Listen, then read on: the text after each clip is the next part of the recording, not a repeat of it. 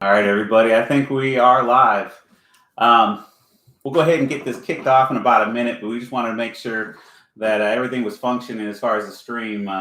We are definitely not YouTube streamers, so this is our first year doing it this way, and we just wanted to make sure we can at least get it up and running. So while we're waiting, I'll introduce myself and my wife. So this is my wife, Amanda, and I'm Dan Page, and the two of us, we've been putting on this race basically since 2014. We did take a break in 2020. Um, Believe it or not, it was not due to COVID. I was getting ready to basically transition out of the military at that time, but then COVID ended up coming up, so it was actually perfect timing because who knows if the event could have actually went on. But we're an ultra running family ourselves. We moved out to North Carolina back in 2012, and we moved from Washington State. When we first moved out here, there was two really great 100-mile races in the state of North Carolina at that time, and you had Umstead, and you also had Graveyard 100. One of them, Umstead, is run on primarily gravel road, and in the parks of Umstead, a really beautiful park.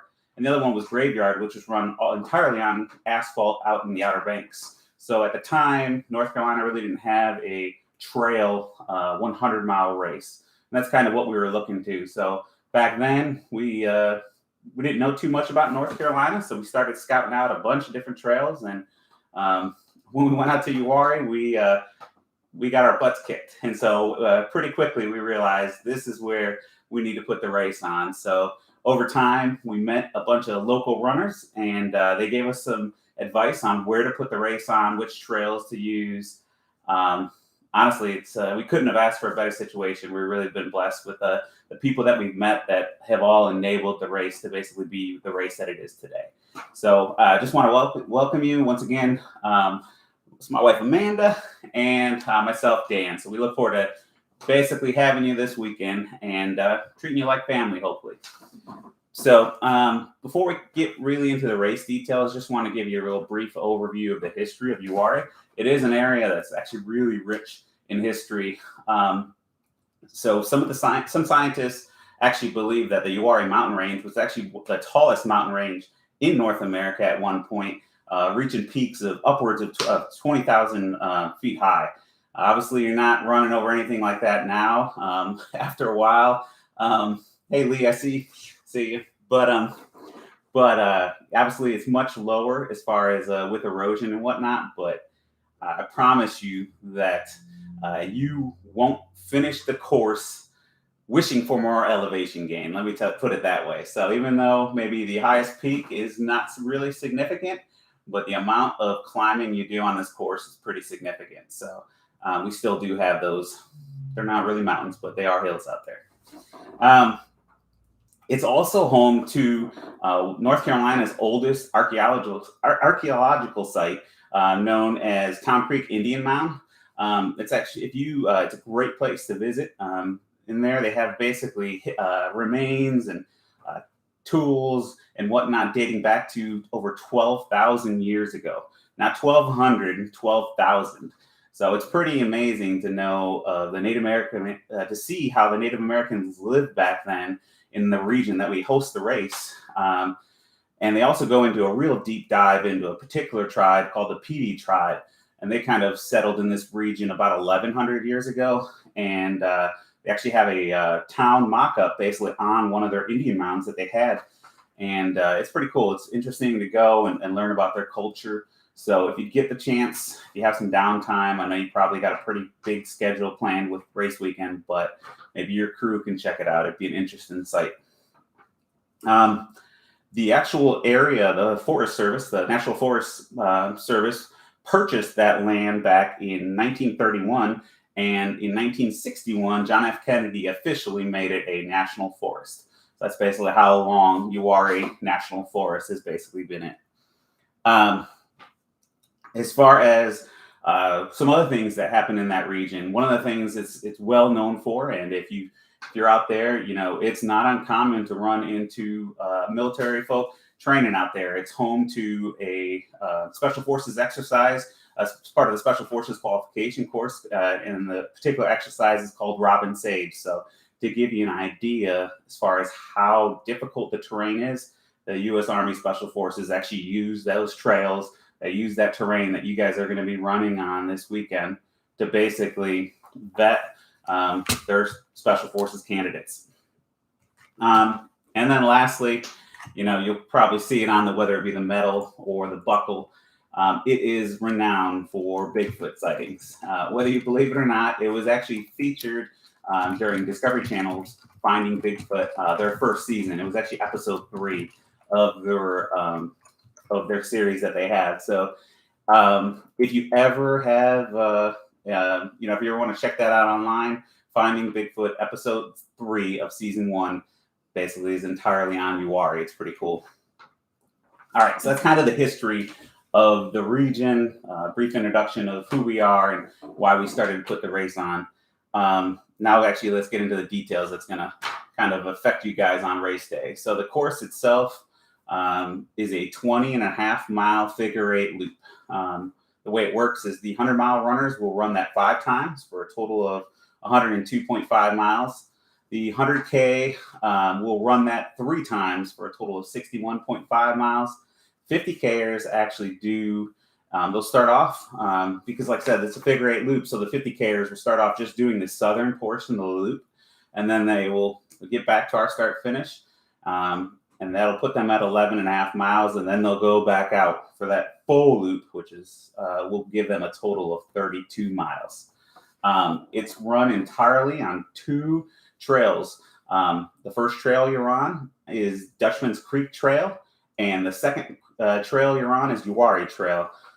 So basically, you start off running on Dutchman's Creek Trail, which is blazed in yellow trail blazes, and then you'll finish up your loop, the remainder of your loop, on Uwharrie Trail, which is blazed in white trail blazes. The actual section of Dutchman's Creek is 11.2 miles long, and the remainder of the course is run on Uwharrie Trail.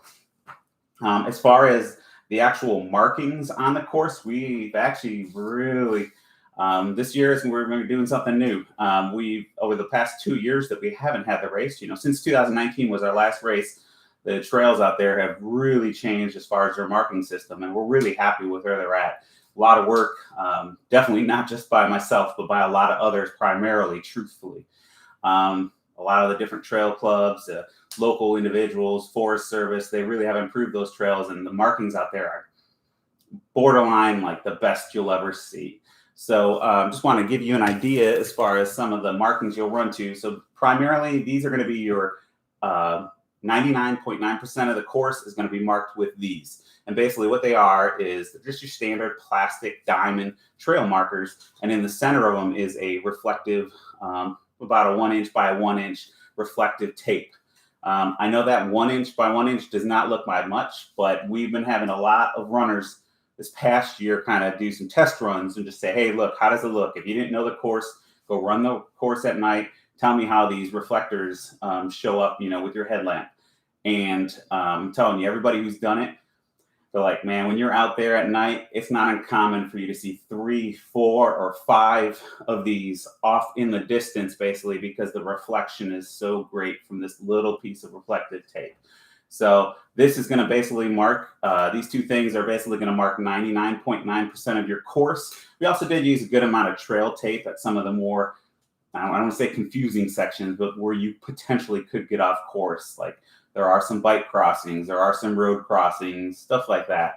There are some sharp turns on the trail where if you're running at night, you might not see that turn where the trail turns. We used also a ton of trail tape in those particular areas. But primarily what you're looking at is we'll start off with your yellow trailblazes, which is Dutchman's Creek. And it will go ahead and then you'll finish up your loop with white trailblazes, which is Uwharrie. Our trails are the only trails out there that have these markings. So there's some other trails out there that are mountain bike races, but they are all blazed in blue trailblazes. They don't have any of, for instance, these plastic markers out there. They don't have any of the reflective markings, anything like that. So, one of the things to remember is the 2 trails you are on, is yellow, which is Dutchman's Creek. You're going to run that in its entirety. The other one is going to be Uwharrie Trail. Same thing. Our trails are the only ones that have this little 1 inch reflective tape, so you'll know you're on course. As far as getting off course, there's really no way to get off course past like further north, for example, because our northern aid station basically is as far north as you'll go, and they will turn you around. And then once you've left that aid station, for example, you'll just be heading southbound the rest of the way. As far as turns on the course, there's actually only one turn on the course you're going to make. So for each loop, you'll need to make one turn.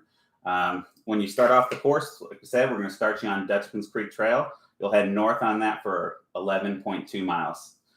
When you hit that dead end, when Dutchman's Creek ends in 11.2 miles, it actually dead ends into a T intersection, which is where it runs into Uwharrie. At that point is the one and only turn, and that's going to be a left turn. We got a ton of markings up there with a bunch of arrows pointing you at that point to our northern aid station, which this year is Boogie's Bar and Grill, which is formerly known as Kelly's Kitchen. So only one left turn. Like we already talked about, as far as those bike trails, blue is bad. All the bike trails are blazed with blue trailblazers. You should not be turning on any blue trails.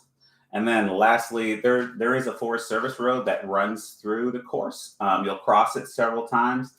Don't go on it. You're going to cross over it, but you won't actually like turn left or right and take it for any extended period more than, let's say, 30 feet. The amount of time that it would take you to cross an average road is basically how far you cross it. So 20.5 mile figure eight loop. Start off on Dutchman's. You work your way up till it dead ends. At the T intersection, there's that one left turn. Head left is basically a half mile from there to our northernmost aid station, and then they're going to get some aid and they'll send you back south. Speaking of aid stations, we got 3 of them. You'll start at our start finish aid station, which is on the southern portion of the course. That's actually, you can easily Google it. It's Wood Run Trailhead. If you go on Google, it's up right there. We also have it on all of our websites.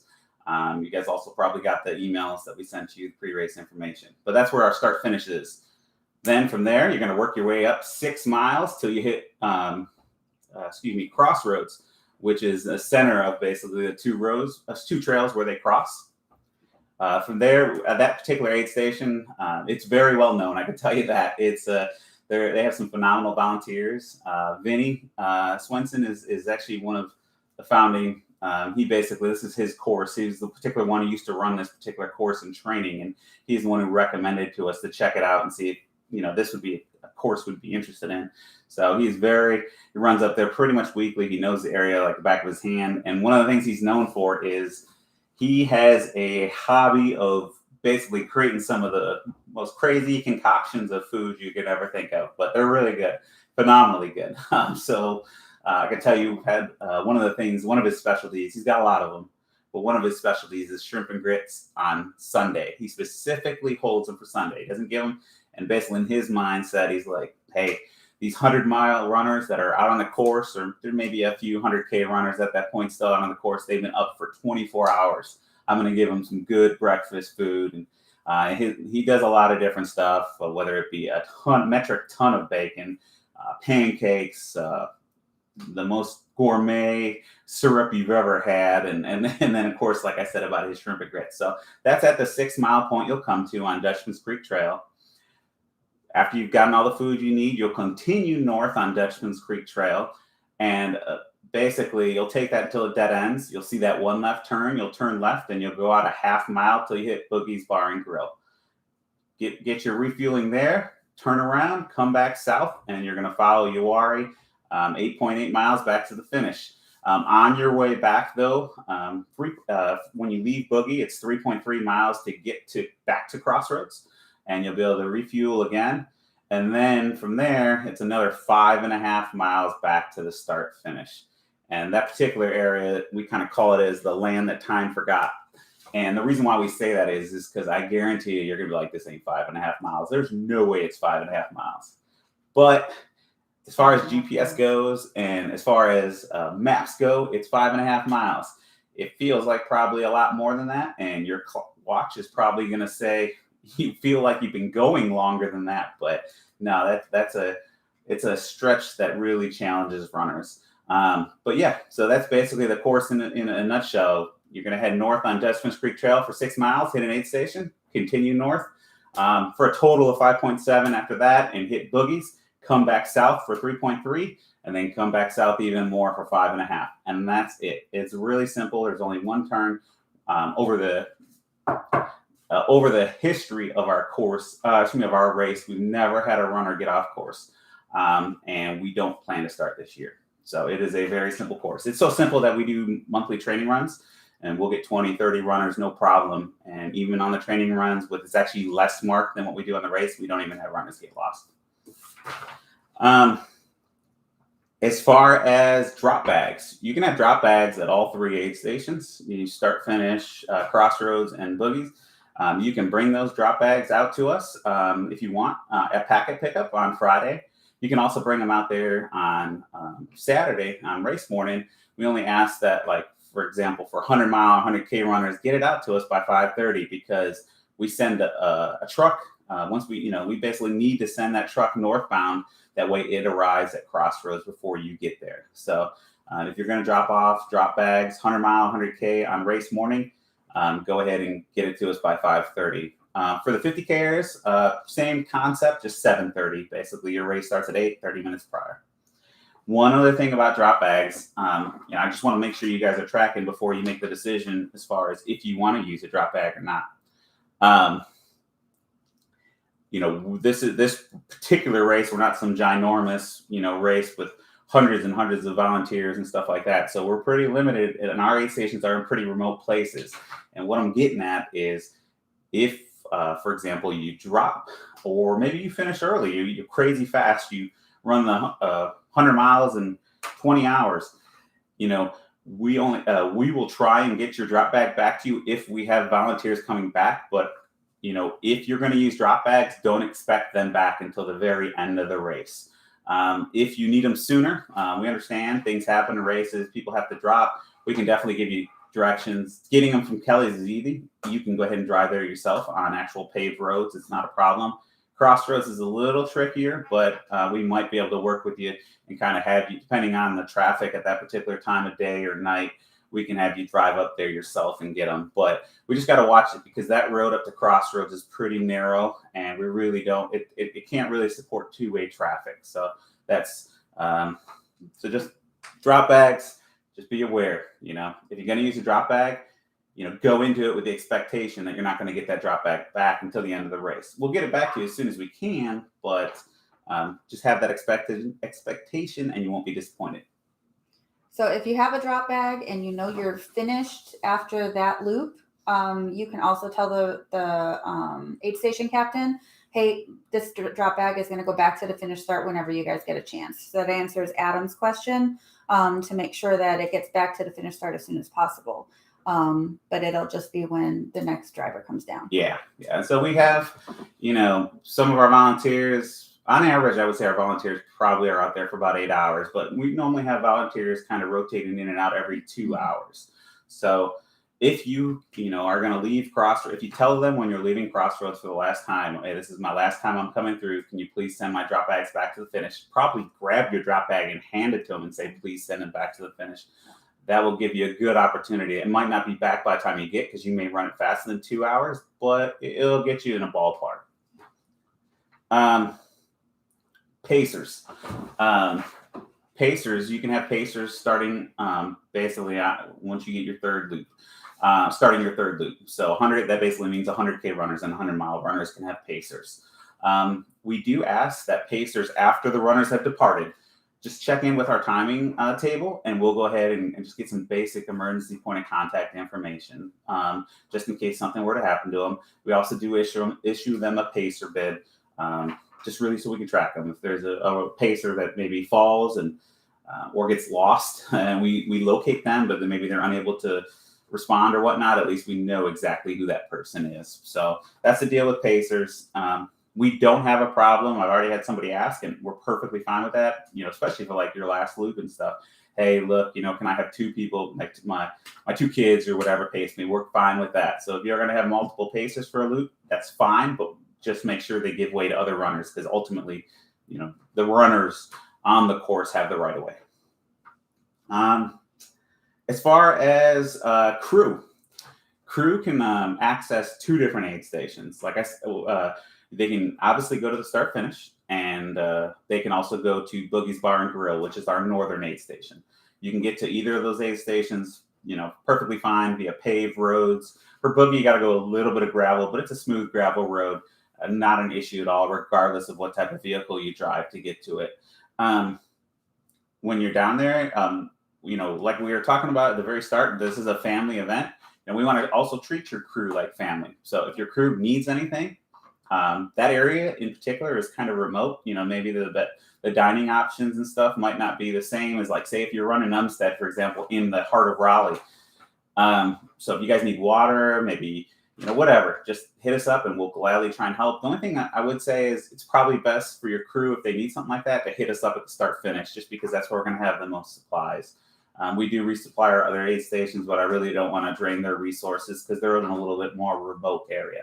But please, this is a family event, and we want your crew, not just runners, but also crew, to feel like family too. Cutoffs. Cutoffs is basically, we have two cutoffs for the 100-mile and 100K. That is, you must start your last loop by 11 a.m. And you also have to arrive and depart Boogie's Bar and Grill by 3 p.m. on Sunday. So that's 11 a.m. on Sunday to start your last loop, and to depart Boogie's going southbound at 3 p.m. As far as the 50K, it's a 12-hour cutoff. So basically, you're looking at 8 a.m. to 8 p.m. Shouldn't be an issue at all. Honestly, we've really never had anybody push that particular cutoff.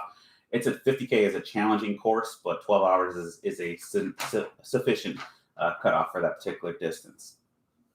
As far as timing, I kind of talked about it in the actual. I just saw a question, and so before I move on, Alexander. So Pacers can drop. Can Pacers drop and join at Boogie's Bars Grill as well?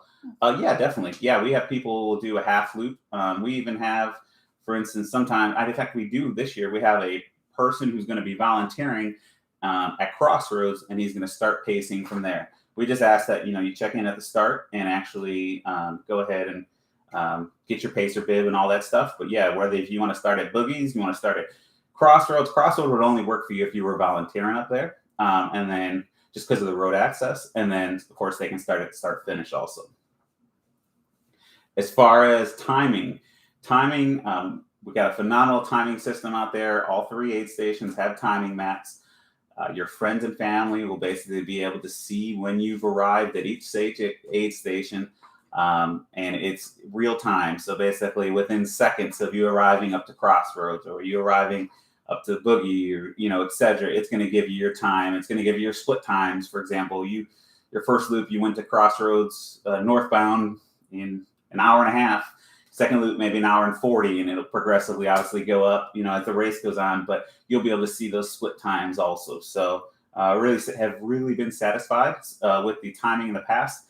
For anybody that needs to access to it, the easiest way is just go to our website, www.uwharrie100.com. We will have a button right at the very top. It'll be the first thing they see that will say live results. Click that, and then from there, just select your distance, of course, whether it be 100-mile, 100K, 50K, and there they'll be able to actually see your where you're at in the race and where you were at, and what your times you made it through those different checkpoints. As far as race morning goes, we have, we will start open packet pickup on race morning at 4:30 a.m. We primarily, unless it's like not busy at all, we have no problem with 50Kers coming in, but we would like, if it's busy, obviously, to give 100-mile, 100K runners priority during that time. So basically between 4:30 a.m. and 5:40, we'd like for you to come in and get your packet if you haven't already done so the day before. And the same pretty much once the 100-mile, 100K runners have taken off, at that time, 50K runners, you want to come check in perfectly fine. We will do a short race briefing about 20 minutes before the race, before each event. So 5:40 for the 100 and 7:40 for the 50K, just to kind of refresh, make sure you didn't forget anything we talked about today, or maybe you couldn't make it to this tonight. And then we will start all distances on the dot. So that's 6 a.m., 8 a.m. It won't start a second later. We'll make sure that it starts on time. As far as awards, so right now you guys are all signed up in a distance, whether it be 100-mile, 100K, 50K. If you go ahead and reach out to me, and I'm not encouraging this or anything, but I'm just saying this is kind of our policy. So let's just say you're signed up for the 100-mile. We're on 100-mile right now, and you want to drop to the 100K. If you tell me before the race starts that you are dropping to the 100K, as long as we can change it in the system, which we can if it's before the race, then that's fine. You're competing for an award in that particular event.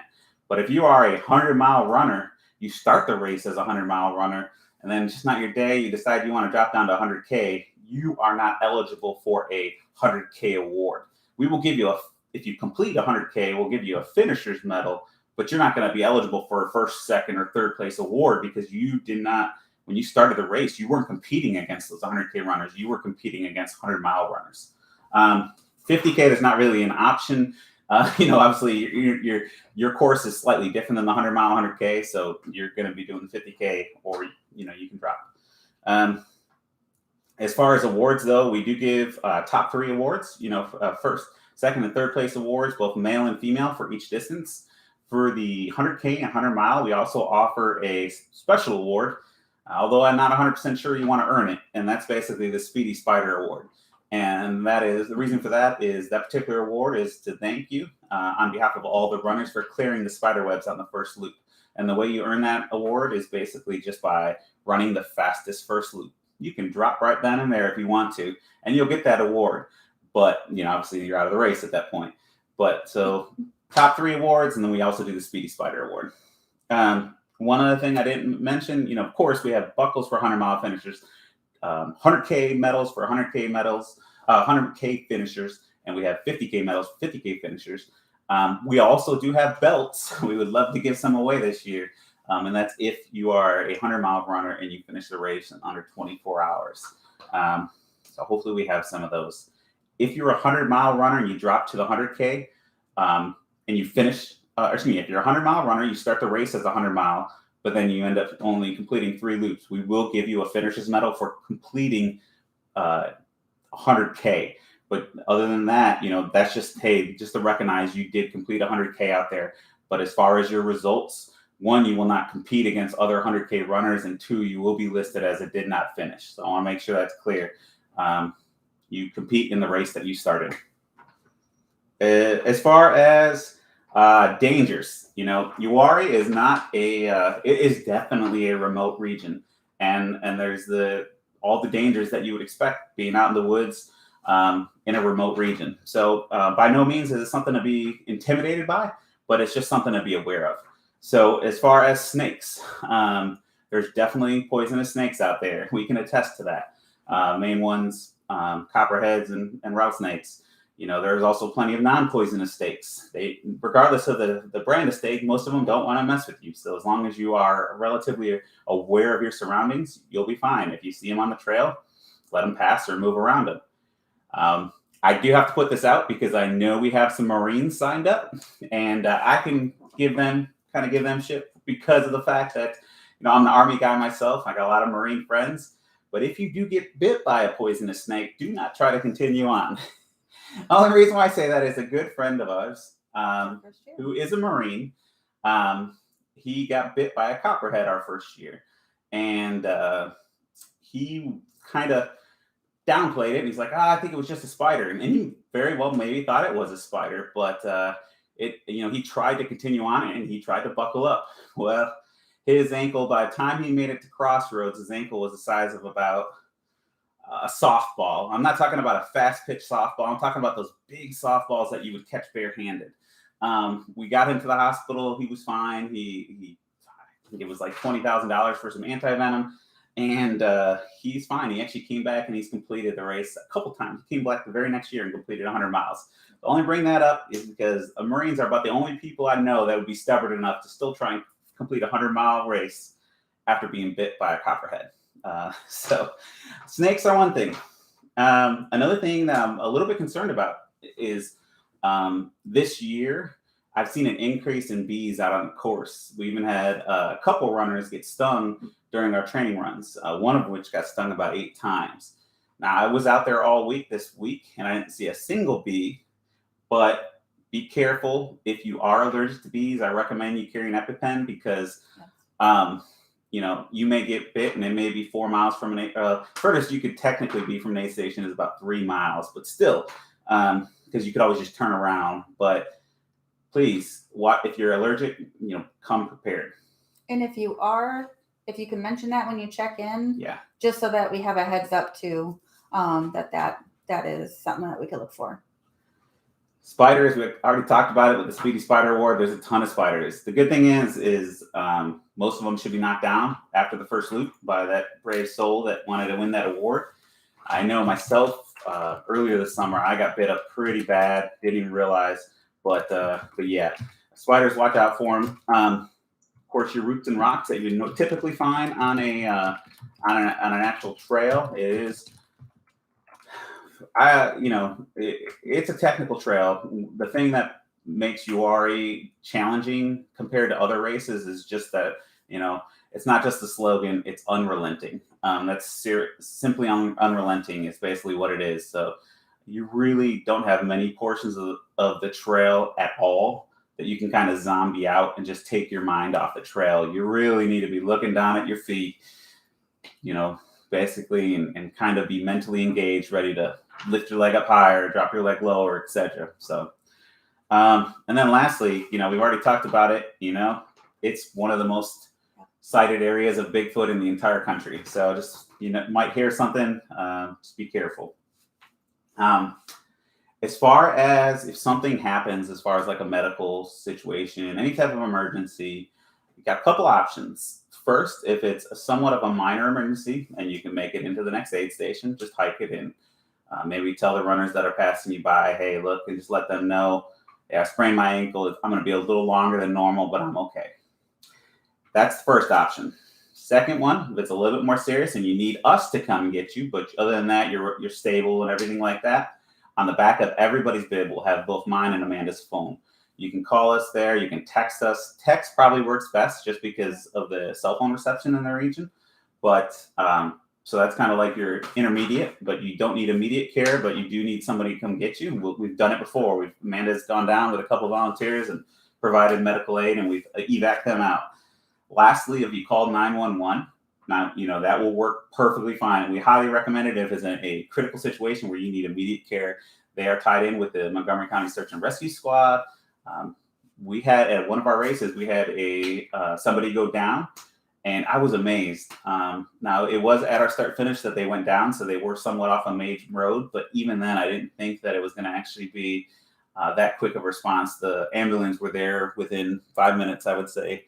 So 911 is an option, and if it's where you require immediate assistance, that's the way to go.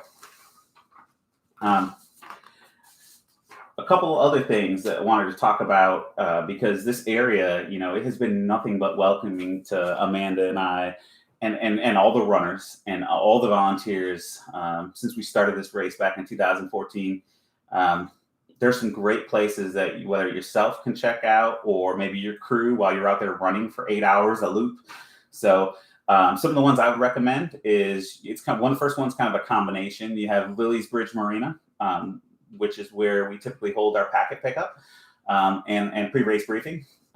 They also have a phenomenal restaurant there called River Wild, and very gourmet food, great food. So if you're interested in something like that, check them out. It's beautiful. I think anybody, past runners who've been to that packet pickup, they'll attest. Whether you want to just rent, say, a pontoon boat, we've rented one ourselves there. Whether you want to go there, check out their shop. They got ice cream. They got a bunch of different. They have really cool historical newspapers on the wall. You can kind of see some of the different things that have happened, like say over the last 100 years in that region. it's a cool place to go.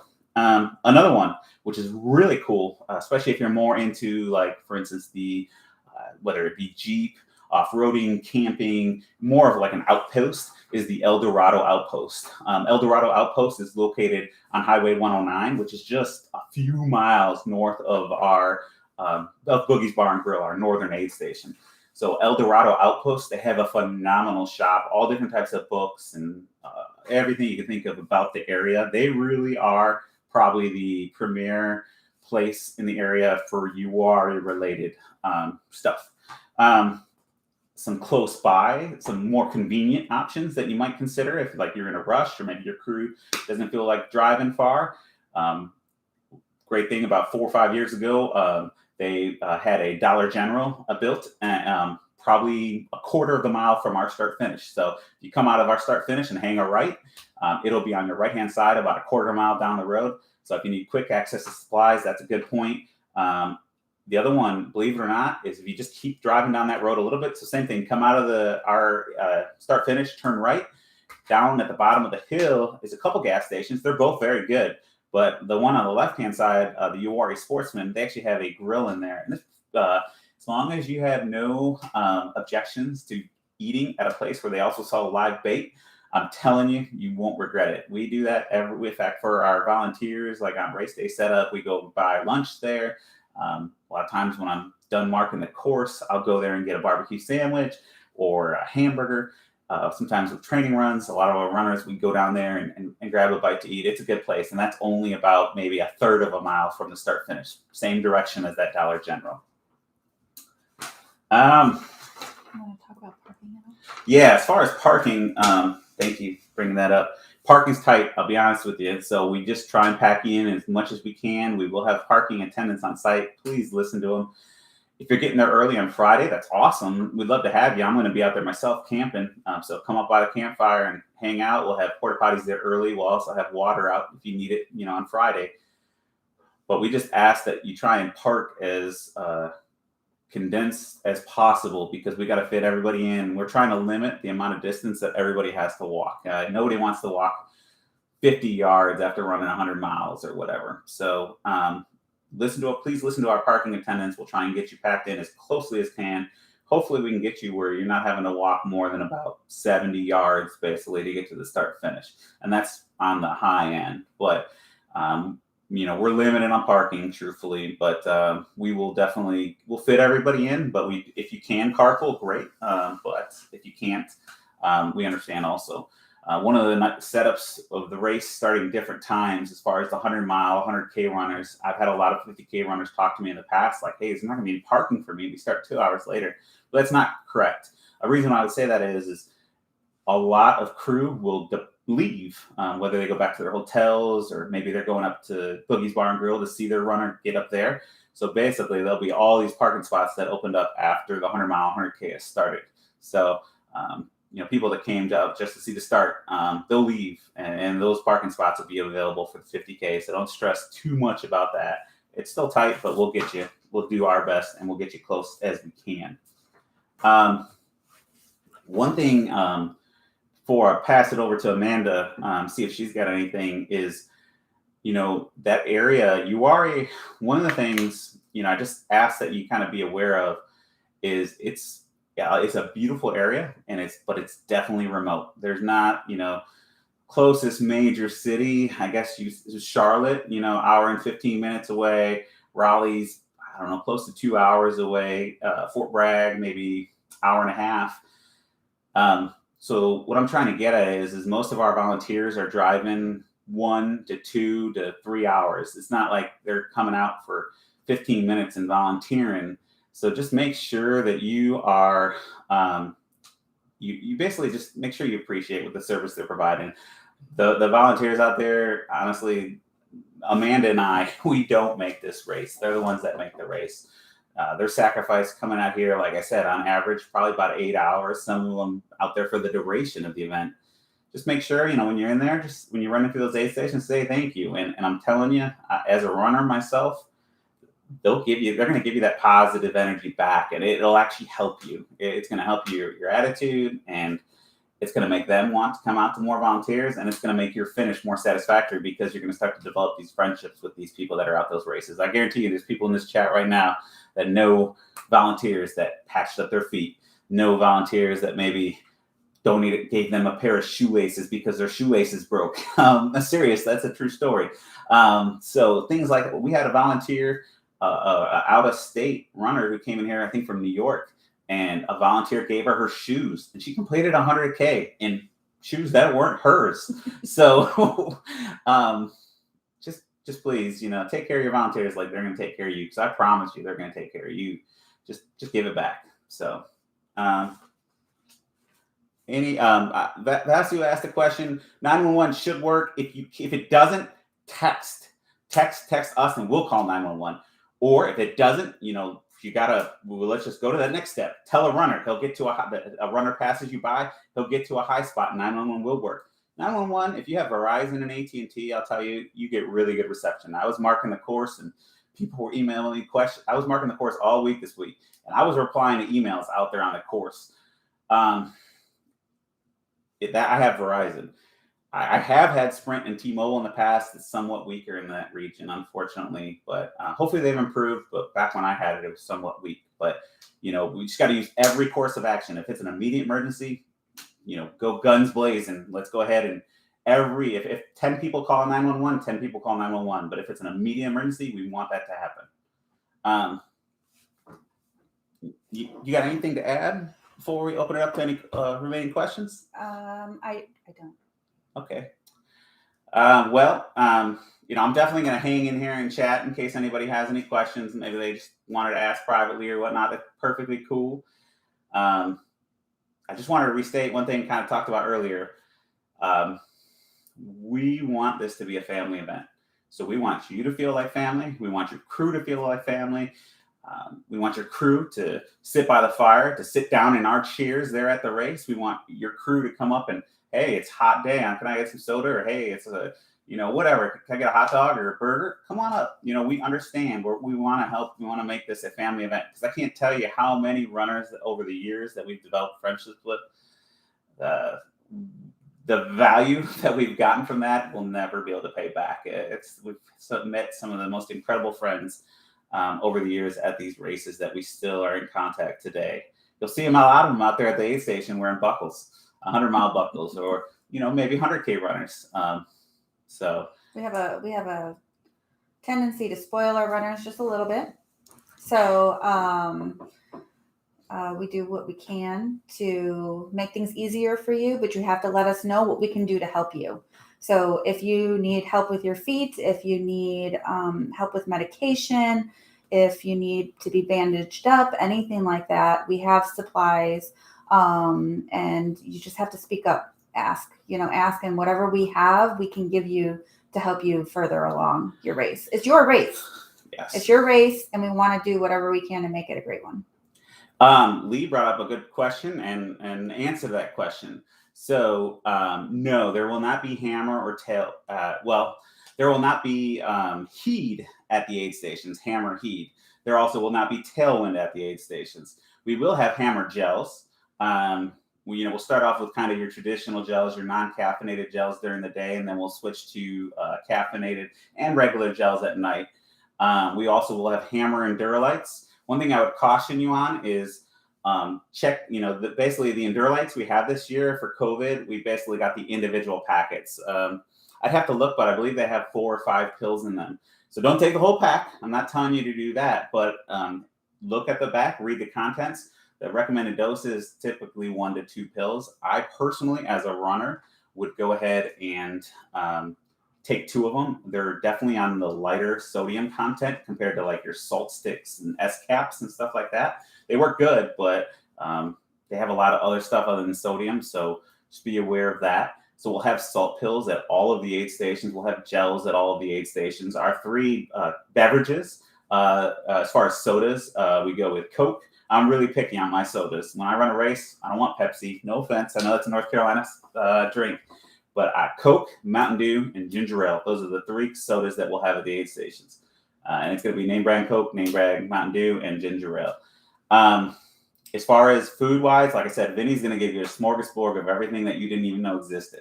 It's going to be so much food, and he's also heavy on the meat side. So if you're a big meat eater, that's the place to get it. And we also have it at start finish too, but we can't keep him stocked with meat. Doug, on the other hand, up at Boogie's Bar and Grill, he does not serve meat, so he is going to be your non-meat options. And then at start finish, we kind of give you everything. One thing I didn't mention is and I apologize, part of our volunteers is we have the Trail Sisters of Lake Norman are going to primarily be managing the start finish aid stations. So, a big time props for them stepping up. They actually reached out to us in one of our training runs. We're like, hey, this was awesome. We'd like to come out and support your event. We couldn't do this without, trail running groups like that. So thank you very much. Cannot thank you enough. But Vazu, yes, we do have some pickle juice yes. on hand. So believe it or not, we actually do have. So we still have some of. We have a good amount of the actual individual pickle juice bottles, and then of course we're gonna have jars and jars and jars of pickle juice. Post race, at start finish, man, we cook you whatever you want. Whether you want burgers, depending on when you finish. At nighttime you might want. Burgers or quesadillas or pizza, or if you've never been out to our races, you probably don't know what it is unless you were in Hawaii, but Spam Musubi. I know it sounds disgusting, but it's basically a rice patty with a block of marinated Spam with seaweed wrapped on it. Try it before you hate on it. I can't even go. Pierogies, meatballs, and then in the morning time, of course, we're cooking up eggs, sausage, bacon, pancakes, post race, at the start finish, that's our job, is to keep you fed. So I don't know if they're asking though. We don't have an award ceremony. Yes. Your awards is when you cross the finish line. Yes, and that is correct. We're going to hand you your buckle as you cross that finish line. We're going to hand you your first place award as you cross that finish line. We want to get you your award so you can get on with your business as far as just sitting down and getting food and hanging out with your crew and stuff. So we don't do a post race award ceremony. The only other thing is just to stress that the reason why we have the cutoffs is for everybody's safety. So if you're not meeting a cutoff, understand that the reason for that is for everyone's safety all around. Yeah, I mean, bottom line is a lot of the volunteers at that point on Sunday, in fact, off the top of my head, I would say about 75% of them are there for the entire event at that particular time of the race. And, they still got to drive sometimes 1, 2, 3, 4 hours. So if we keep them past 6 p.m., they're getting back to their house after 10 p.m. at night.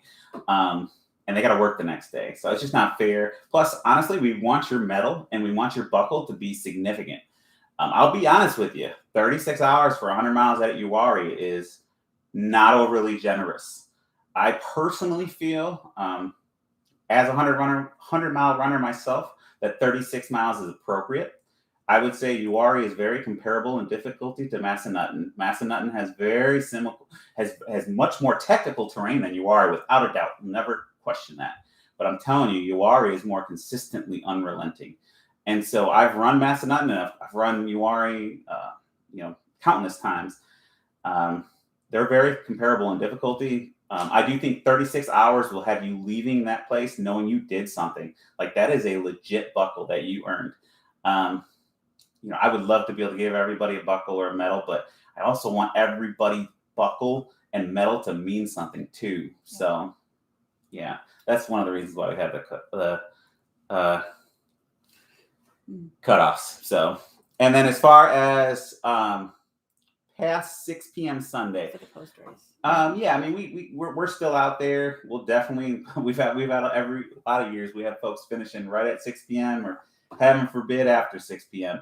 It happens. But yeah, we're going to be out there and we'll provide food. But no, there's not going to be any like real events or anything like that post race. Truthfully, most of our folks are packed up and gone. As far as runners and crew, 6:30, 6:45, they're pretty much all out of there by then.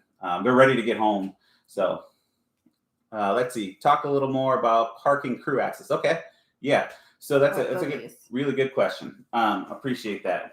So Boogie's Bar and Grill is located on a road called Dusty Level Road. It is exactly what you would expect. It's a dusty gravel road. Um, it's not the entirety of the road is not gravel. It starts off paved if you take the route that we recommend. Um, but eventually it transitions to gravel. It is still wide enough where I would say it is a 2-lane road, but it is not that wide. So definitely recommend you park as close, your crew parks as close as you can on the road. There is going to be, if there's a lot of cars there, it's just going to be the more you're going to have to walk. If there's 20 cars there, you're going to have to walk 20 car lengths to get to the aid station. Only park on one side of the road. Yeah, try and keep it that way people can cross the opposite side. One thing I didn't mention while we're talking about Boogies, though, and all the aid stations, we have porta potties, multiple porta potties at each aid station. So you're not going to get up to Boogie and there's a person in the porta potty and you can't go to the bathroom and leave. We have multiple porta potties at each aid station. But as far as the parking crew access, that we're actually going to be doing something slightly different. I'm a firm believer in not micromanaging and letting each aid station captain kind of lead the aid station how they imagine in their head and how they think what's best going to serve the runner. And so this particular year, we have a new person directing Boogie's Bar and Grill. Kelly was unable to make it this year. So Doug Dawkins is going to be putting it on. So his aid station is actually going to be up closer to the road. So you're basically going to walk past where that aid station typically was and go to that aid station and then turn around. The porta potties are up there on the road anyway. So if you need to go to the bathroom, you're walking up there anyways. But the reason why I bring that up in reference to Alexander's comment is we're actually going to have the crew kind of hanging out in the old area where the aid station was. It's much wider. They got much more area to set up chairs and stuff like that. There's a fire pit down there. It's a comfortable area to hang out at, truthfully. If I was a crew, I would definitely. I mean, every place is different. It just depends on what you like, but it's kind of a remote area, but it's a cool place to hang out. So definitely room for crew up at Boogie's, not an issue at all. Any other questions people have? And like I said, we're going to hang out for a little bit. So, and if you've already, gotten what you need, hey, thank you for coming on. And we are going to post this video online too. If you need to rewatch or for somebody that missed it, you have friends. Any other questions? Well, for the folks that are done, I'll go ahead and say goodbye real quick. But like I said, we're going to hang out for a little bit. But I just want to thank you guys. I can't tell you how excited we are. Our house is a disaster, all our stuff all around. But we will go ahead and look forward to seeing you. And in reference to this question that was just asked, you do not need to check in at each aid station.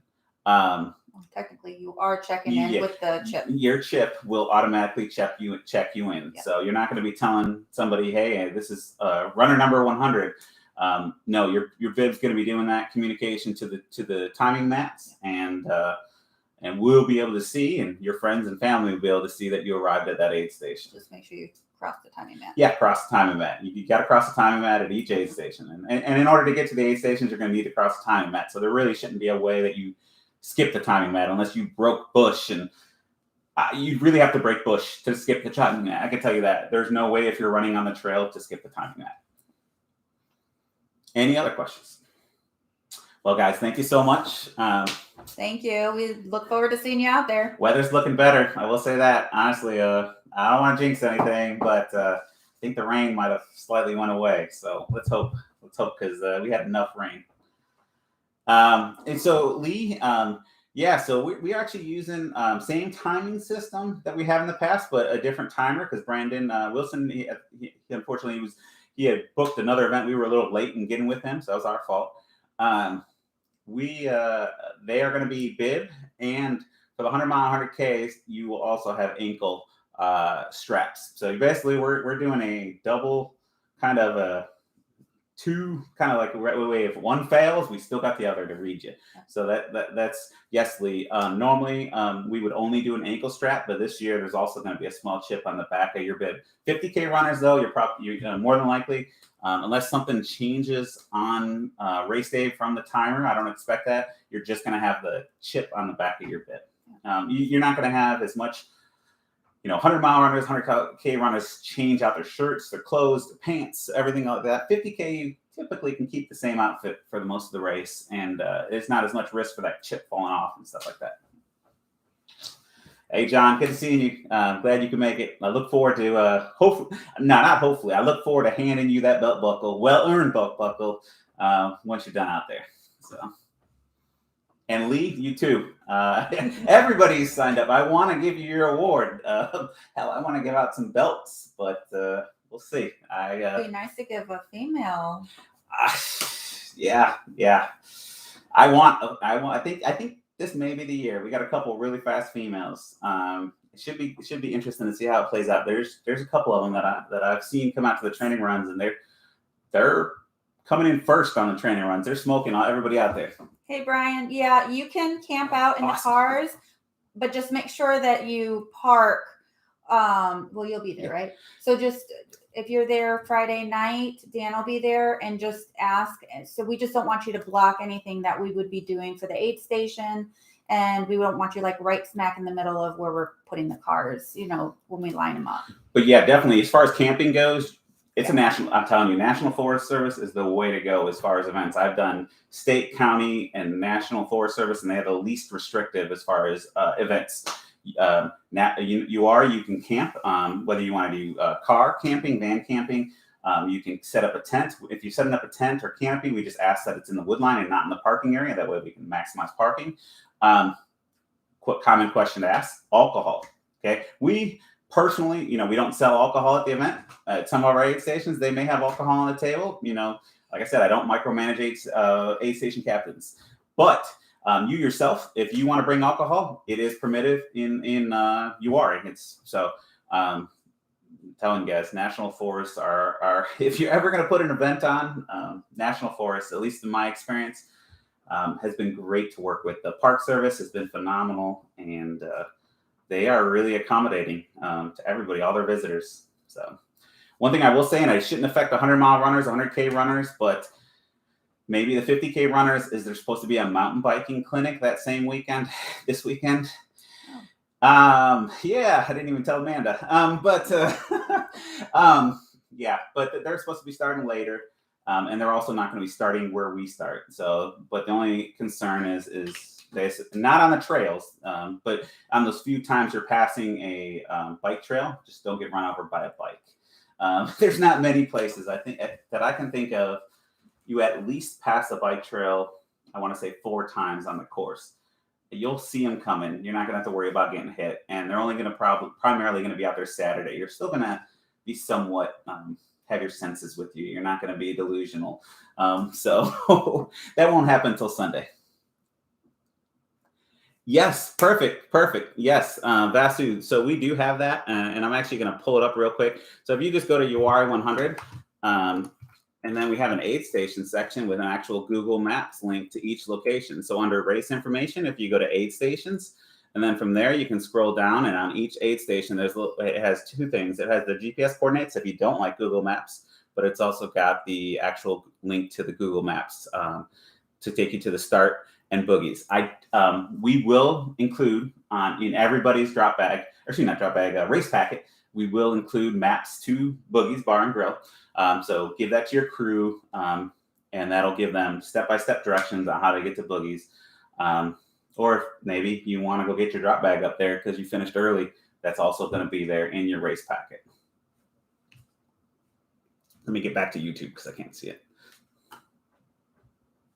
Okay, Arrowhead and Beta, good call. But out there in the actual, thank you, Darlene. I appreciate you bringing that up because I don't want to get anybody in trouble. But out there in the actual, for instance, on the trail, camping, stuff like that, in kind of the primitive campsite area, alcohol is permitted.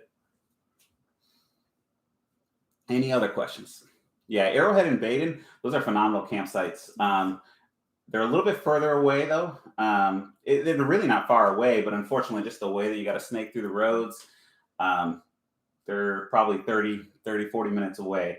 But from the crow flies, it's not a far campground at all. It's just the roads there to get to where we are at. It just takes you a little bit. But we camp out there a lot. We've taken our boat out there. It's phenomenal campsites. If anybody's looking for a little bit more secluded camping near the start finish, Wood Run Hunt Camp. All you got to do is come right through the start finish. There's a gravel road that runs through the start finish. Continue on that until it dead ends. There's it'll dead end into a gate, and in the center of that little kind of roundabout, there's a dome toilet. And good catch, Vassy. I'll mention that next. There's campsites all around that area, and you'll see a bunch of people camped out there with actual fire pits and stuff like that. It's going to be a little bit quieter than up at the start finish.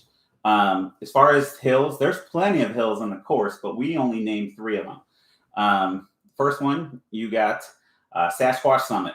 That particular one is probably the most visually, and you're going to come to that particular one at about mile 7 in the course. It's probably the most visually intimidating of the 3 hills, but truthfully, it's all bark and no bite. It's a relatively short climb, at least in my opinion. But it is a rock scramble, and you'll probably see a lot of our videos. That's where they're getting that footage. It's named Sasquatch Summit because it just looks like a place that you're going to see Bigfoot. So, yeah, that one, maybe the naming convention was a little weak, but that's why we named it that. Well, we like the Sasquatch, so we had to put him in somewhere. Yeah. You know, he's a little bit everywhere. Yeah. You really got to look out for him. Yeah. So, second one, which in my opinion is by far the hardest of the 3, is Soul Crusher, and that's probably at about mile 9 in the loop, maybe still slightly over. And that's named Soul Crusher, and the reason for that is twofold. One is even the first portion of the climb, in my opinion, is the hardest climb of the course. But it's not just one climb. You basically do one climb, which is the hardest climb of the course. You start to descend for maybe 150 yards, and then you get back to climbing again. So hence the word Soul Crusher. Like you think, oh my God, I made it. No, you didn't. You really think that the end is like right there, and nope, got to keep going. And Soul Crusher comes directly after Sasquatch. Yeah, it's you get a mile to recover, a mile and a half to recover. You get a little bit to recover, but yeah, those 2 are somewhat back to back. Yeah. The last named climb that we have is called Hallucination Hill. The particular reason why we named it that is our first year. We were naive and race directors, and that nothing wrong against chem lights, but when you have a 20.5 mile figure 8 loop, it's hard. It takes a lot of volunteers to break chem lights at a particular time of the race. So, but we did use chem lights our first year, and we had them going all the way up the hill. And that particular hill is located approximately mile 16. It's about a mile and a half after you hit Crossroads, going southbound to the finish. And that particular hill is actually the longest. It actually has the most elevation gain of any of the hills. But in my opinion, it's the easiest of the hills because it's relatively gradual. It doesn't really get steep until you cross the bike trail up top, and at that point, you're already halfway up the hill. That last half of it is tough, but the first part is pretty tame. But the reason why we call it Hallucination Hill is we use chem lights, and we had runners come in with their pacers saying he was hallucinating. He kept seeing the chem lights, and he thought they were will-o-wisps going up the hill. So he was hallucinating up the hill, Hallucination Hill. That's the reason why it's there. That particular real name of that hill is Dennis Mountain. If you looked at it on a map, Dennis Mountain is the name of it, but we call it Hallucination Hill because we've had runners hallucinate going up that hill. And that's the time lost section as well. Yeah, that's actually that particular area is in the land that time forgot. Yeah, so it fits. Yeah. Any other questions? One thing I will say is we're doing very well on volunteers, but if any of your crew are interested and they want to volunteer, they're bored, some of your laps are going to be 6-8 hours. Just, they want to volunteer, hit us up. We'll gladly hook them up with a volunteer t-shirt. We also have a surprise gift that we give out every year. We give a different gift every year. So we'll give the volunteers and the runners, but we give all the runners that. We also, Amanda kind of runs we have a bunch of race swag. If you want to, like a hoodie, or I think we have some stickers, t-shirts, ornaments, cups. So, that'll be available at pre-race, a packet pickup on Friday, and then of course during the race, just not while runners are checking in, because obviously during that time, runners are the priority. Any other questions? Well, we'll continue to hang out for a little bit, but and see if anybody has any questions. And like I said, we're also going to post this. So no problem, Tara. Thanks for joining us. Yeah. Oh, pizza. Give you while we're kind of killing some time. We will. Obviously, we'll have hot food. As you're going through on your first loop. Um, but then, our typical routine is we start ordering pizzas. Um, we do order pizza like around dinner time, so that'll come in. We try on Sunday when it's a little bit warmer, and sometimes on Saturday we bring out some ice cream sandwiches or popsicles and stuff like that. Sunday, I'm a little concerned about it. It's looking like it's temp. Last I checked was a high of 78. That's warm. So definitely make sure you're hydrating. Um, as far as Vasu mentioned, the other hills, there is a pretty nasty unnamed hill at about 2 miles into the race. So it's not nasty, but you're going to be like, how is this not named? But it's not. One thing I didn't mention is, we do, a lot of the folks in here come to our training runs, but we do training runs once a month, starting in March, and we run them through October. And those particular training runs, they're very well supported. But in particular, in March, we started off with an event called the Uwharrie Marathon. Those 3 letters, Uwharrie Marathon. It's a free marathon. We definitely would love runners out there, but we actually, believe it or not, we actually kind of created it for the crew because we had a lot of times crew are interested in running or they're runners, but maybe not 100-mile runners.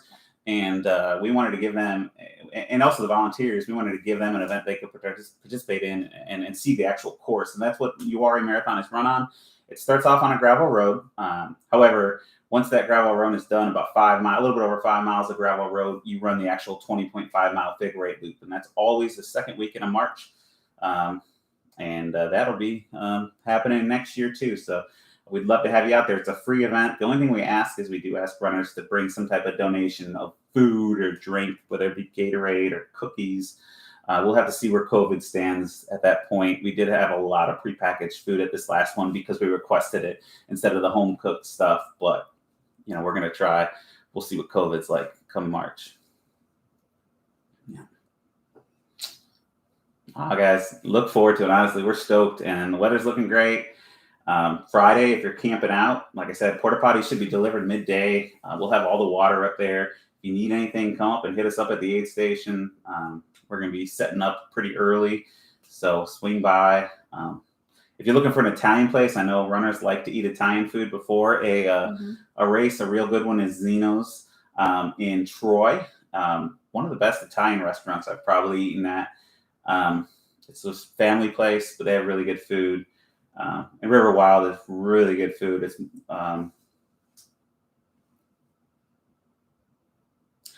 Tara. So real quick, navigation is super simple.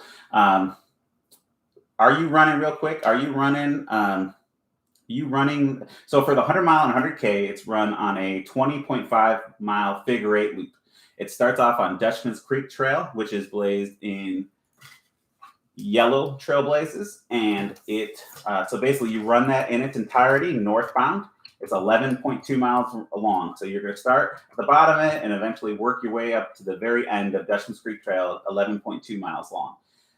Once you get done with Dutchman's, it dead ends into a T intersection, which is Uwharrie Trail. At that point, that is the one and only turn you'll make. It's a left turn. You basically turn left on Uwharrie to go north, and you're going a half mile north to our northern aid station, which is Boogie's Bar and Grill. Once you hit that point, you'll grab some aid and just head southbound on Uwharrie, which is blazed in white trailblazes. You'll follow that all the way to the finish. All of the trailblazes have these little white reflective markers in there on them, and believe it or not, I know it doesn't look like much. You probably can't see it on the white, but on the orange you can kind of see it, or excuse me, yellow you can see it. They shine up like a chem light out there if you got a headlamp on. So bottom line is there probably are markings. You're not going to go 50 yards without seeing a marking.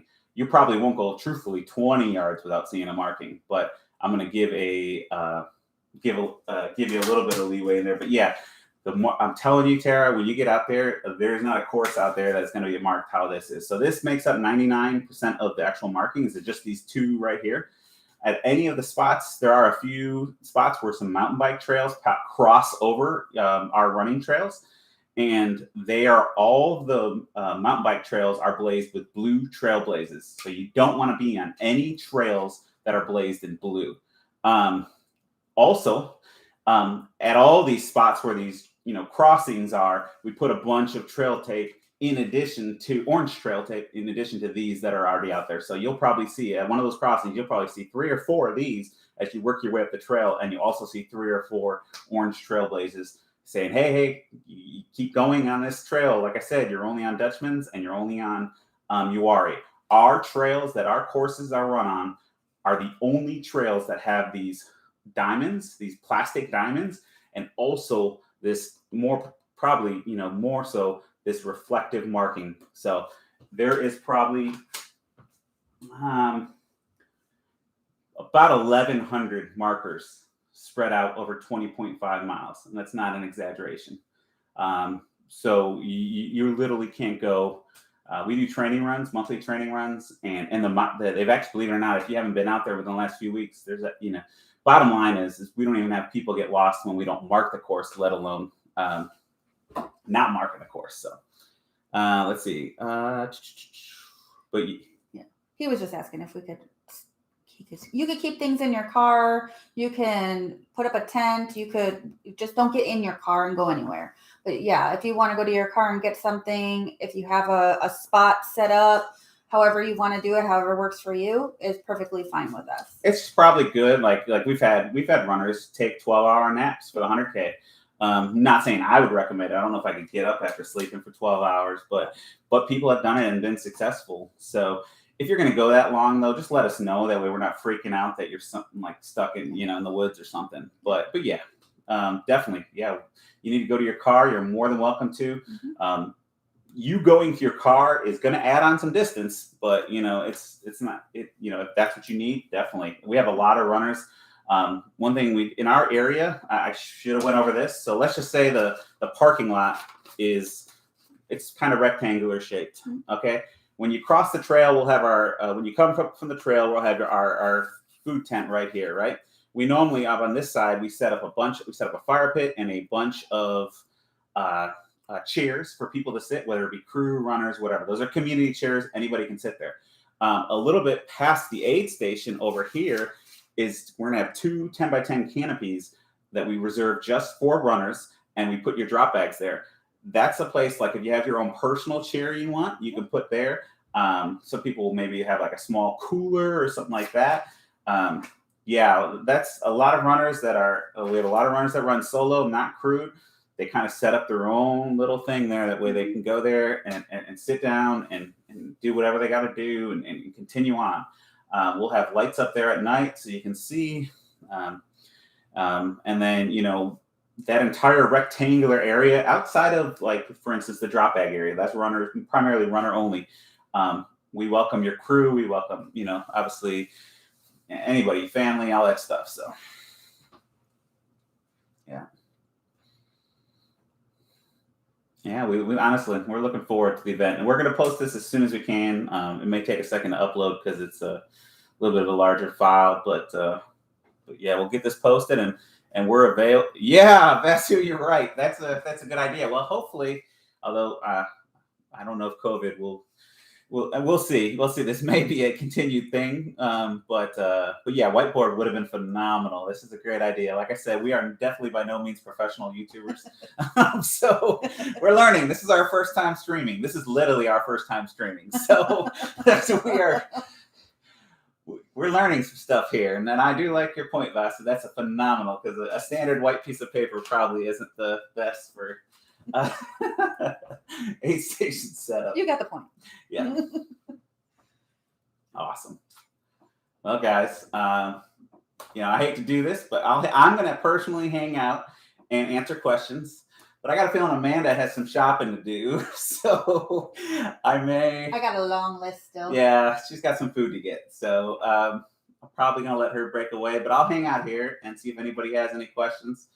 But yeah, that way we can make sure you have all your nutritional needs met. Yep. A little worried, I ain't gonna lie, with shortages, but we'll make it happen. If we got to go to 10 different places, make it happen. Yeah. So we'll see you out there, and just let us know what you need. It's your race. We want to help you make it a great race. So just speak up. I know that you get a little foggy after a little bit, but I mean, we're there. to help you in any way we can. If you run out of batteries, by no means, I'm not saying use this as your primary source of batteries, but if you get to an aid station and you're like, because my headlight's dead, ask the aid station, do you have batteries? My shoelace broke. Yeah, believe it or not, we supply every aid station with shoelaces. I got something in my eye. I got to. Yeah, you got a Visine or whatever. Whatever you need, just let us know. And it's really important that you keep hydrated, especially if you're running into Sunday and it's warmer weather. Staying, keeping your temperature well under control. Yeah. Eating salt, all that. You guys all know this. Just make sure you listen to your body.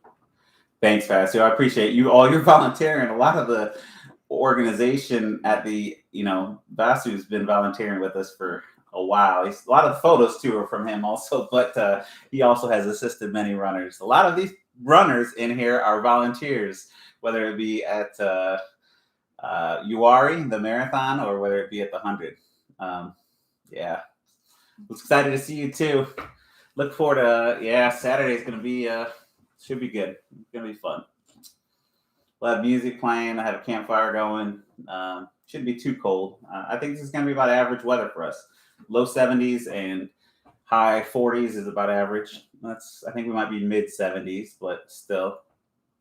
We've had temperatures probably dropping into the 20s, and we've had temperatures rise to the 80s is our extremes. And then as far as extreme weather, 2019 takes the cake with a tropical storm. Yeah.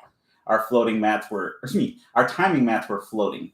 So that was pretty bad. I felt so bad for our timer.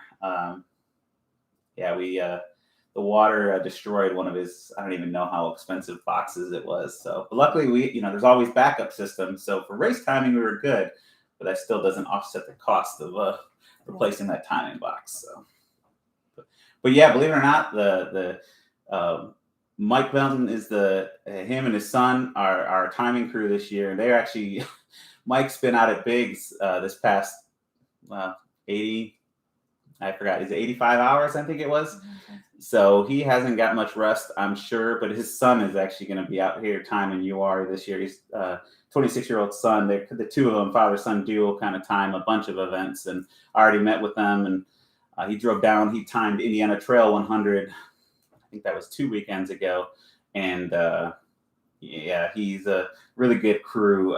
So looking forward to work with them this year.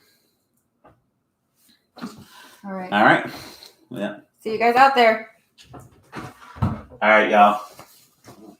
I'll hang out for a little bit, and if you guys have any questions, feel free to fire away. I'm probably going to kind of be multitasking just so I can get some emails answered. I had a couple people email me during the race brief. So, but if you have any questions, fire away. I'm definitely monitoring it, and when I post the stream, I'll probably cut it when Amanda leaves. But yeah, if you have any questions, I'm here.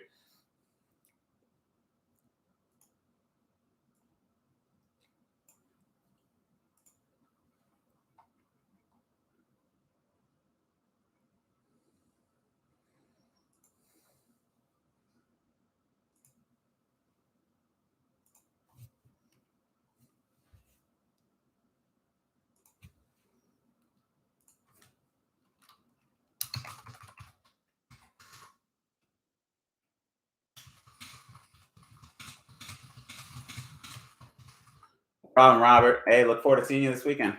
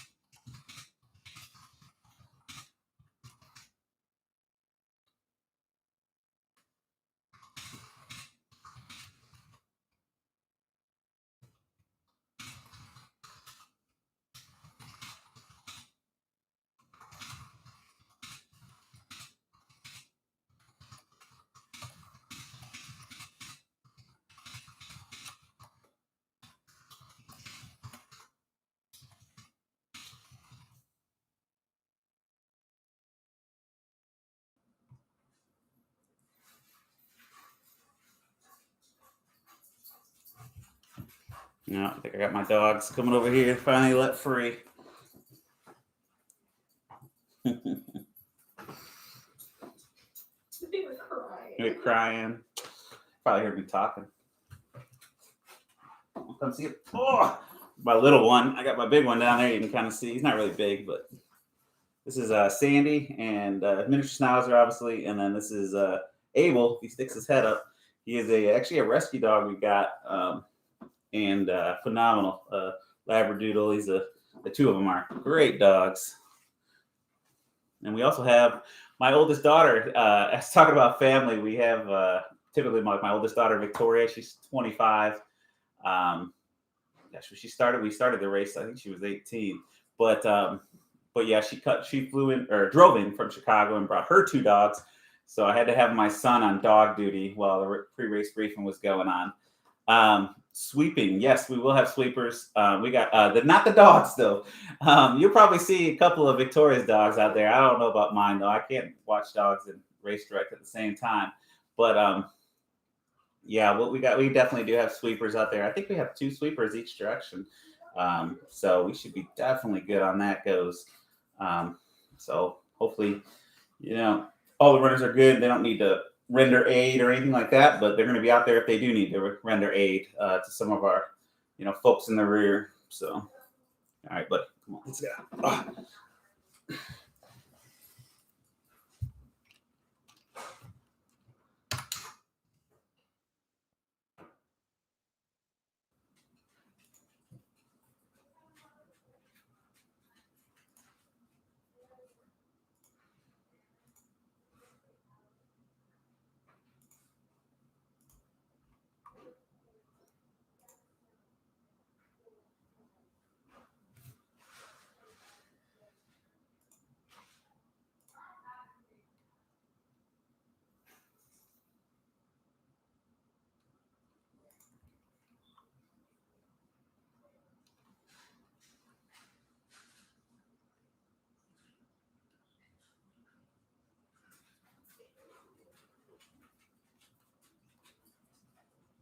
No, I just got a message from Vinny. I think he's cooking up his homemade, pre-cooking his homemade soups tomorrow. He normally does a potato. I definitely does a chicken noodle, but he does some crazy stuff. I know, like last year, or he pre-cooks. He does prepares the shrimp and grits and freezes it. That way, he's ready to take it out on Sunday. But I'm sure he's got some other stuff that he's got planned. He does these sandwiches with Granny Smith apple slices, some type of sauce. I couldn't tell you what it is, and like Uwharrie cheese and turkey. He's very particular on his. It's like I said, it's gourmet cooking. He looks forward to this all year long. He basically looks at different recipe books and kind of figure out what he can convert to race food. Basically, he tries to take steak and he's like, how can I make steak race food? And he'll come up with these like skewers, basically, of really thinly sliced meat or whatever. But he's definitely a cook. That's his passion. He's a runner too, though. He's probably got 70, 100-mile finishers. He's every year he tries to run Heartland, Arkansas Traveler, and one other race that I'm forgetting, but basically just 300s in consecutive weeks. It's crazy. He's I think he's young, lower 60s, and he's still out there doing hundreds on back-to-back weeks. Amazing that what the human body can do. A lot of times we sell ourselves short as far as what's actually possible and what's not. And Vinny is a perfect example of that. He's people are like, I blew my knees out because I ran a 100-miler or whatever. I'm not saying you can't get injured, but man, I mean, the human body itself is pretty. I don't know if we know its limits.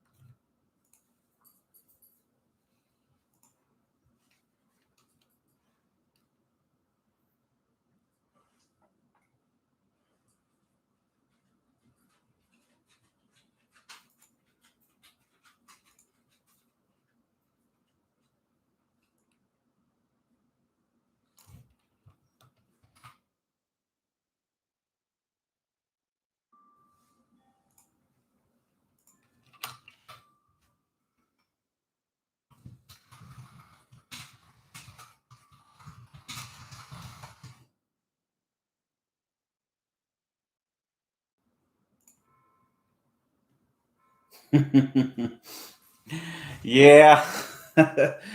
I've had plenty of those races too. That's just don't worry. I believe it or not, one of my buddies I think had the best stories of undertraining. Cruel Jewel, phenomenal 100-mile race. If you ever get a chance to, highly recommend it. But my friend, he attempted to run it two different times, and unfortunately, each time it's just first time he like borderline broke his ankle like 5 miles into the race, and the second time it just didn't work out. So third time he tried running it, he had something going on, lower body injury, couldn't run, so he didn't run. But all he did was squats and just a ton of squats. I'm talking air squats. I'm not even talking with weight. And believe it or not, the time that he didn't run, he ended up finishing Cruel Jewel, which is a pretty significant achievement. It's questionable. I'd say they're comparable. Cruel Jewel is a harder race, but you also have significantly longer cutoff than, you have a 48-hour cutoff, whereas Uwharrie, although not as challenging as Cruel Jewel, you got 12 less hours. So, but yeah, I mean, he's evidence right there of training cycles not being the greatest. He went out to Cruel Jewel on two different occasions with really good training cycles. It just didn't work. One time rolled his ankle, the other time, we all have bad days. But this third time, he didn't run a single mile, just straight, what's it called? Squats. Came out there, and yeah, it was great to see him finish because I didn't think it was going to be possible. Truthfully, I kind of went in it thinking I'm not even going to get to pace him, but we got to pace him, and he finished. He did I think Cruel Jewel it's like just over 106 miles.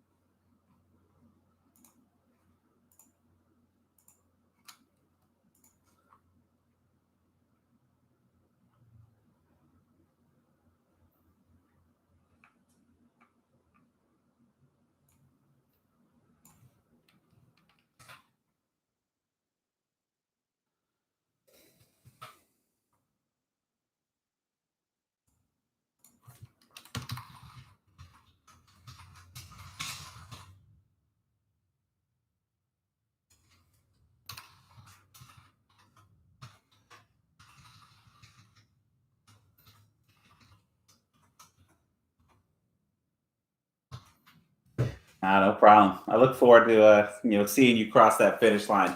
I'm digging the buckles, the medals this year for the 100K too. Um,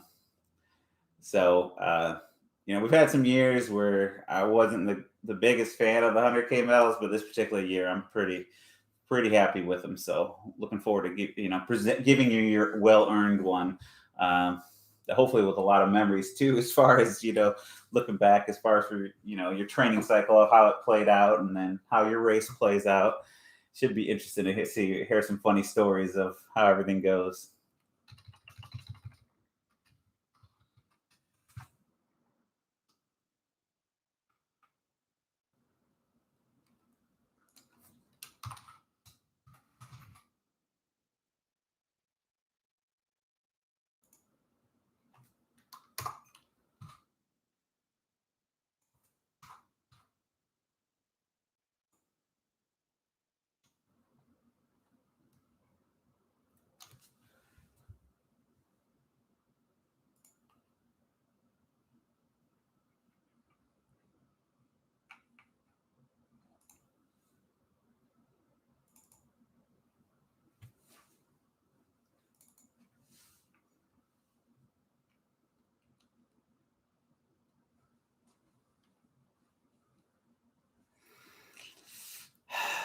I don't want to ever rule anybody out, Vasu, but from a male perspective,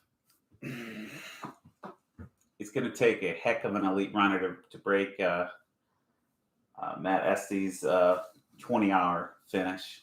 Not saying it can't be done this year. The conditions are right, but man, even when the conditions are right, to run low 20s is tough out there. I mean, low 20s. So I Female though, I think female's on. Honestly, I don't want to jinx anything, but I honestly think we will see a female. If I was a betting man, I would bet on a female course record. That's if races don't blow up. But we have some fast women, so that's one that would be phenomenal. Will they get a belt? We'll have to see. But as long as it's not a significant injury, and they can keep their positive attitude and work with their plan, I think we can see. I think we do have the female talent to get that course record for the 100-miler. 100K, man. 100K is always a gamble, but we got some pretty fast runners, man. We've had some pretty fast runners for the 100K, so we have some good times. 100K is doable on both sides, male and female, and the conditions are right. That 100-mile one, man, that's tough. So for male, is like, I don't know what the fastest this can be run. Like, say you take the most elite runner, I would struggle to believe somebody could break 18, but I could see somebody maybe getting into the high 18s for a very, very fast runner. But there may only be 100 people in the country that can break Matt's record. We'll see. 50K is doable, but we had a heck of a fast time last year on the male side. Female side, it's pretty fast too. It's hard, man. 50K, you get a lot of new runners. We got a lot of young folks out there with like 2-3 finishers. I don't know them, because they haven't been in the sport that long, and they could come out and show out. So it's really hard. But yeah, man, Ben, we're super stoked to have you out there again too. I'm telling you, this year the conditions are phenomenal. The creeks are perfect. You can easily run across them. Saturday is not looking bad at all. High of 75, low winds, low humidity. Sundays I'm a little concerned about. Like I said, it's picking up a few degrees, and I just know, man, 78 degrees can feel like 90 on a Sunday. It literally can. When you've been on your feet that long. That year that we had 80, man, I thought we might have lost somebody. It scared the heck out of me. Yeah, it wasn't a good situation. We put him in a creek because he was a couple miles from the finish just to try and stabilize him. But I just know that you really got to hydrate if you get on, especially on that second day, because your body's taxed already, and if you're not drinking. So we'll see, Vasu. It could be interesting. I really do think females for the 100-miler, yeah, I think it could happen. If I was a betting man, I hate to say I would bet on it, but I think I would. I think it's at least a 50-50 chance. 100K, man, 100K is hard to call. It's possible. And then 50K, it's like, I don't know. There's no way, because you got a lot of, we got a lot of newer runners, and there could be somebody that I don't even know, and is just going to crush it and blow it out of the course record. But we also have our defending champion coming back. So they're going to have some competition if they're out there trying to get the course record on the 50K. So. And he is very, not only is he a 50K runner, but he routinely comes out and crushes the marathon. So he knows those trails probably, as good as any runner that's going to be running this weekend. So.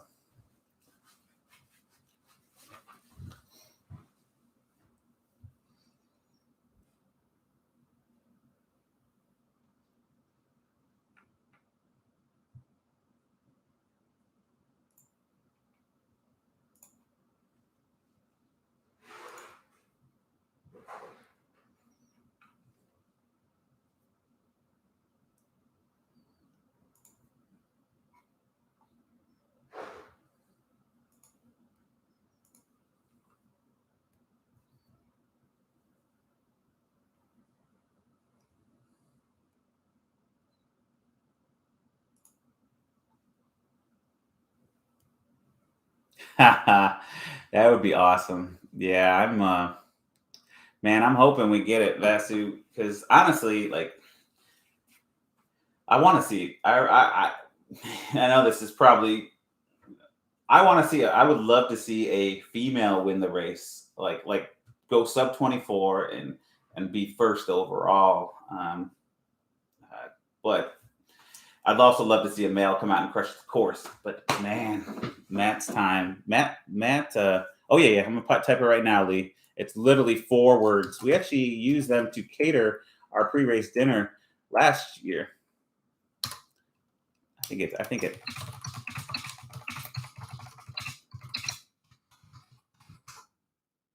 I'm gonna post Lee. I'm gonna post an address to it real quick, but it's right there next to the Food Line in Troy, Zeno, Troy, North Carolina.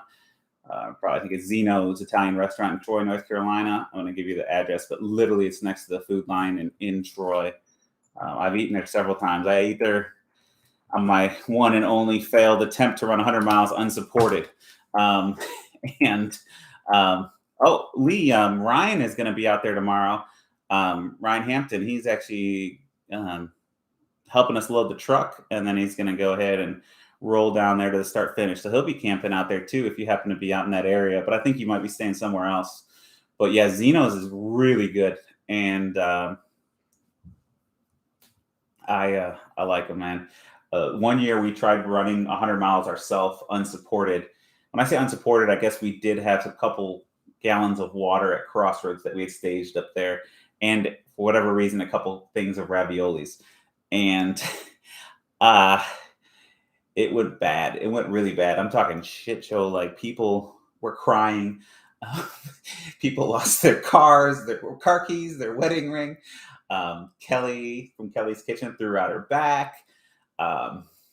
It was a girl got she actually ended up being she ended up getting so chafed she could barely walk.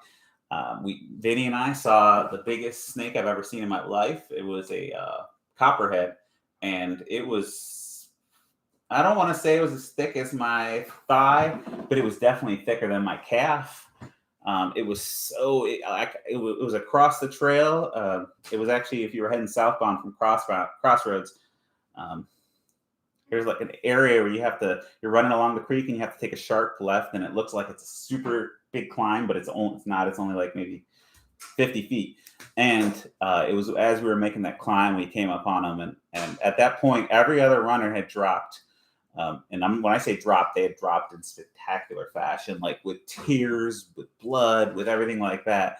And this was unsupported on August 31st, so you can think of the heat. It was nasty. But we ate at Zeno's the night before thinking it was going to fuel us for 100 miles. Unfortunately, it didn't, but I don't think it was because of Zeno's that we didn't finish 100 miles. I think it was because it was August 31st, and it was 90-something degrees with 90% humidity, and yeah, it was nasty. It was fun though. Ended up having a runner not be able to make it back. We didn't have any. I mean, we were unsupported, so we did have a tent set up at Crossroads, so if in an emergency somebody could camp there. And he ended up having to use it. And we came back there and we found a couple empty cans of raviolis and some empty water gallon. But we joked around saying he had a spoon with a can of raviolis to stay warm.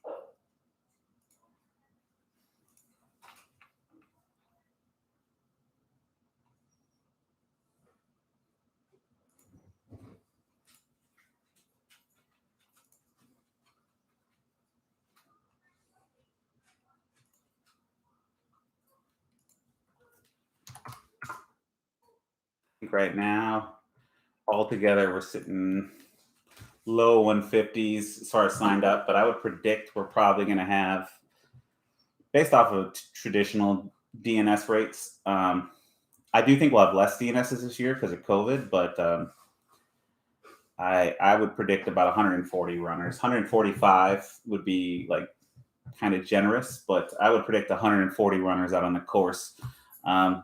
Pretty evenly split. I think altogether we have 110 in the 100-mile, 100K combined, and then the remaining are in 50K. We do have more 50K than that, but out of all three events, I expect to probably get 10 or maybe 15, no shows.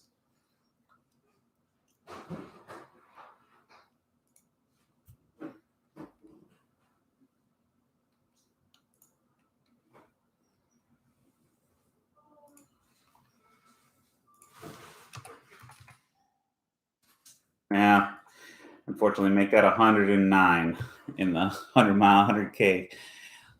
Just had somebody drop, but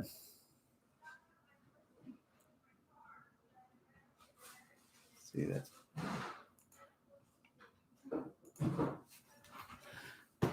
Find his bib. If you're running the 50K, I am in love with their bibs this year. I'll show them 100 mile, 100K are the exact same we've done in the past.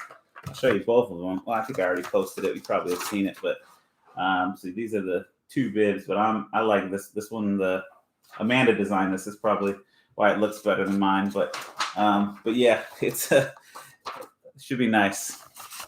Bibs are done.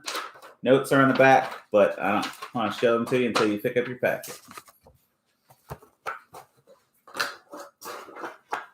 Oh man, thanks, Vassy, man. Honestly, we love it, man. I'm telling you, like mine and Amanda's and the kids' lives have been totally enhanced by not just this race, but don't get me wrong, this race is huge. This makes up the majority of their exposure to ultras nowadays. But back when I was running hundreds, some of the,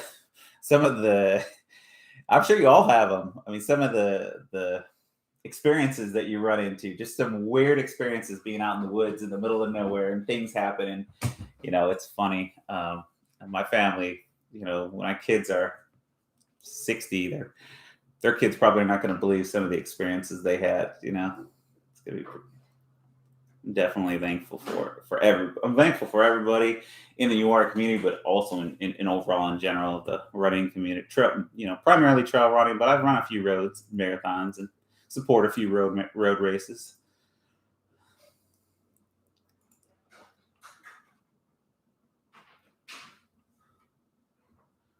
Let's see whose bib was that. Sorry, my daughter is a smoothie fanatic, and she's making a smoothie with the blender right now. Go ahead, Alana. You're fine.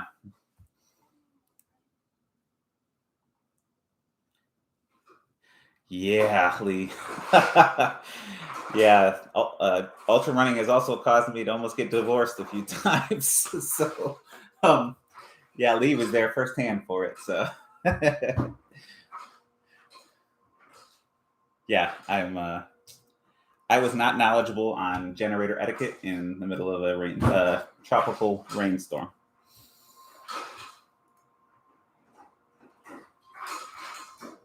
I am now, though, after Lee saved my marriage.